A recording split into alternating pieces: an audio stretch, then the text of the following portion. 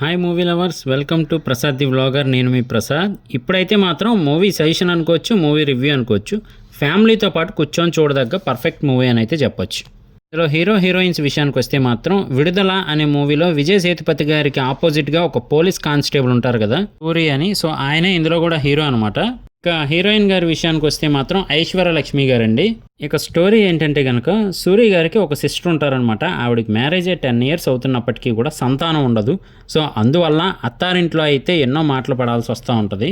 అలా మాటలు పడుతున్న సమయంలోనే ఓ ఫంక్షన్లో అయితే ఈవిడ ప్రెగ్నెంట్ అయ్యారు అని అయితే తెలుస్తుంది. ఇక ఆనందానికి అయితే హద్దు ఉండదన్నమాట. సో కన్ఫర్మ్ చేసుకుందామని హాస్పిటల్కి వెళ్ళినప్పుడు అక్కడ డాక్టర్గా ఐశ్వర్య లక్ష్మి గారు అయితే ఉంటారు.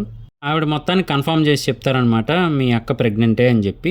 సో ఆనందం అనేది తట్టుకోలేకపోతారు. అంత మంచి వార్త చెప్పడంతో ఐశ్వర్య లక్ష్మి గారి మీద ఒక సాఫ్ట్ కార్నర్ అయితే మొదలవుతుంది మన సూరి గారికి. సో వీళ్ళిద్దరూ ఎలా లవర్స్గా మారారు, మరి లవర్స్గా మారిన తర్వాత పెళ్లి చేసుకున్న తర్వాత ఫ్యామిలీలో సిచ్యువేషన్ అంతా అప్పటి వరకు బాగానే ఉంటుంది. దాని తర్వాత ఏం జరిగింది అనేదే మొత్తం స్టోరీ అనమాట.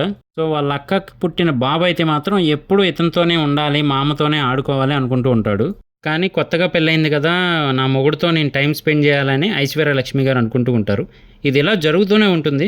సర్టన్ టైంకి సూరి గారు చనిపోయినట్టుగా ఒక ఫోటో పెట్టి ఆ ఫోటోకి దండ వేసి దీపం వెలిగించి పెడతారనమాట వాళ్ళ అక్కగారింట్లో. మరి అసలు ఏం జరిగింది, దేనికి అలా చేయాల్సి వచ్చింది, ఇదంతా కూడా స్టోరీ. ఓవరాల్గా అయితే మాత్రం రెగ్యులర్గా ఫ్యామిలీలో జరిగే ఒక వదిన మరదల్లో వారని చెప్పచ్చు. అలాగే ఫ్యామిలీ మధ్యలో ఎలాంటి సిచ్యువేషన్స్ వచ్చాయి, మరి చివరికి కలిసారా లేదా, ఇదంతా కూడా మూవీ. అక్కడక్కడ కొన్ని స్లో సీన్స్ తప్ప మిగతా అంతా మూవీ ఓకే. ఎమోషనల్గా బాగా కనెక్టింగ్ అయితే ఉంటుంది. మూవీ చూసి ఎమోషనల్గా ఫీల్ అవుతూ ఉంటారు కదా చాలామంది, వాళ్ళైతే మాత్రం ఏదో ఒక సీన్లో ఖచ్చితంగా ఏడుస్తారు కూడా.